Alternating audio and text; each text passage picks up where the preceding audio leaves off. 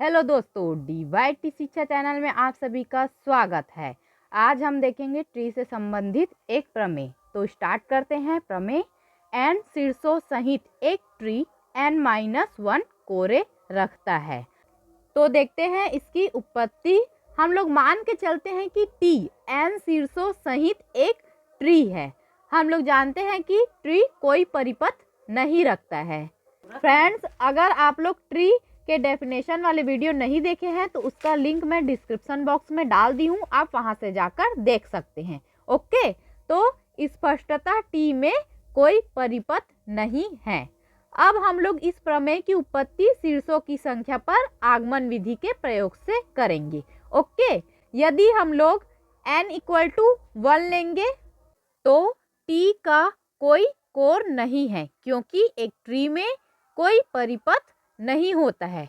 Suppose यदि tree में कोई परिपथ होता, सपोज हम लोग का ये ट्री है जिसमें शीर्षों की संख्या 1 है, तो यहाँ पर हम लोग की कोर कितनी होगी? 1 होगी। बट हम लोग की ये क्या है? ट्री नहीं है। ओके, इसलिए टी में कोरों की संख्या =0।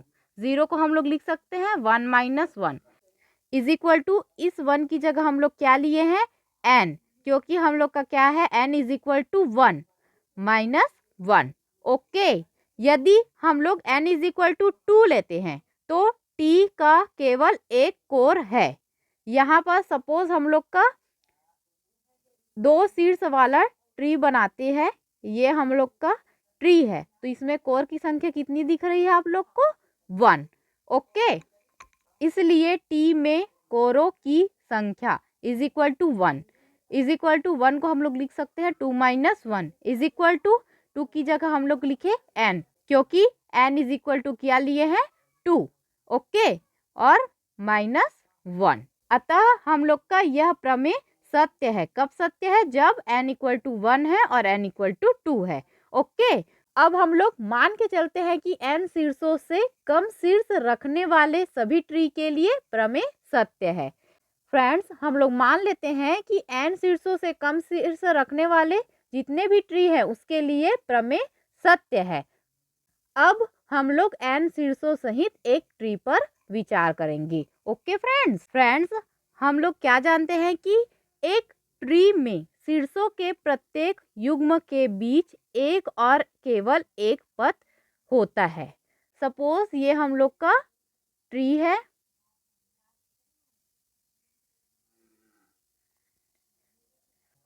फ्रेंड्स, हम लोग के ट्री में शीर्षों के प्रत्येक युग्म के बीच एक और केवल एक पथ होता है। तो सपोज हम लोग इस ट्री में शीर्ष का कोई युग्म लेते हैं, सपोज इसको और इसको लिए, तो इनके बीच कितने पथ है देखते हैं। तो देखें तो ये एक पथ हुआ, और इनके बीच कोई और पथ है क्या? देखते हैं तो इनके बीच कोई और पथ नहीं है।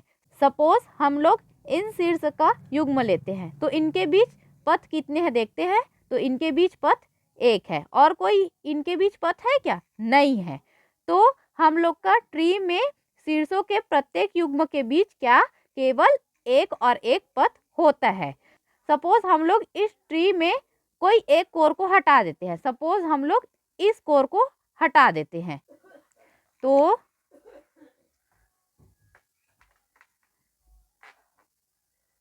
हम लोग का ग्राफ जो है कैसा दिख रहा है? ये जो है हम लोग का असंबद्ध दिख रहा है।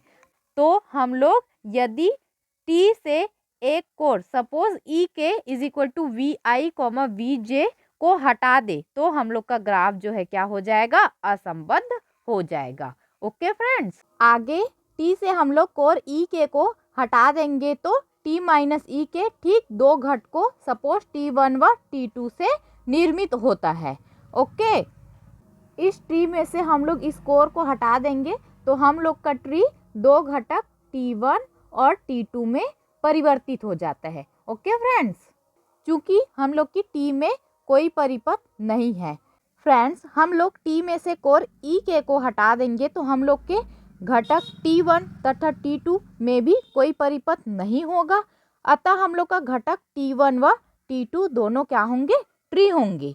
ओके फ्रेंड्स, हम लोग के टी जो है एन शीर्षों सहित एक ट्री है। टी में से कोर ई के को हटा देंगे तो ये T1 तथा T2 दो घटकों में परिवर्तित हो जाता है। तो इन दोनों ही ट्री में एन से कम शीर्ष होंगे।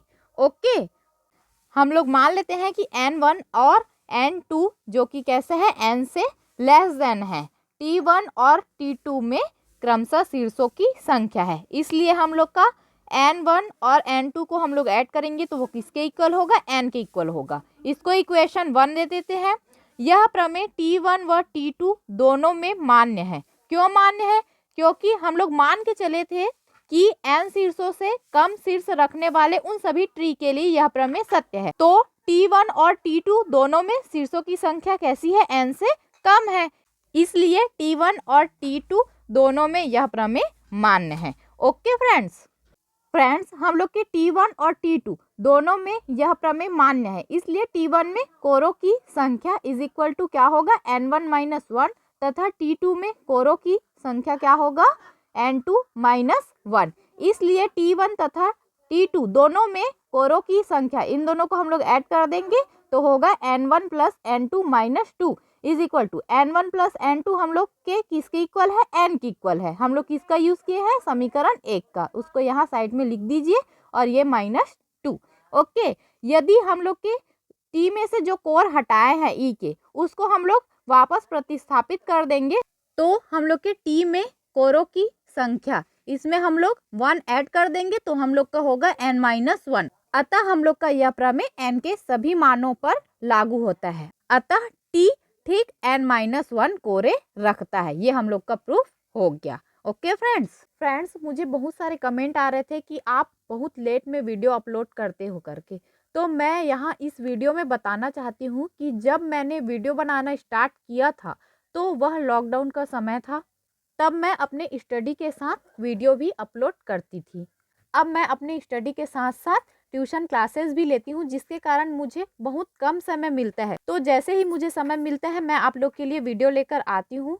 तो जितने भी मेरे चैनल के साथ जुड़े हुए हैं उन सभी से मैं तहे दिल से माफ़ी चाहती हूँ और आप लोग निराश न होइएगा, मेरे चैनल के साथ बने रहिए ताकि मैं और समय निकाल कर आप लोग के लिए वीडियो ला सकूँ।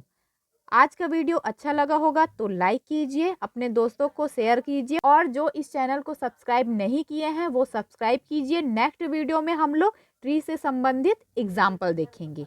ओके, धन्यवाद।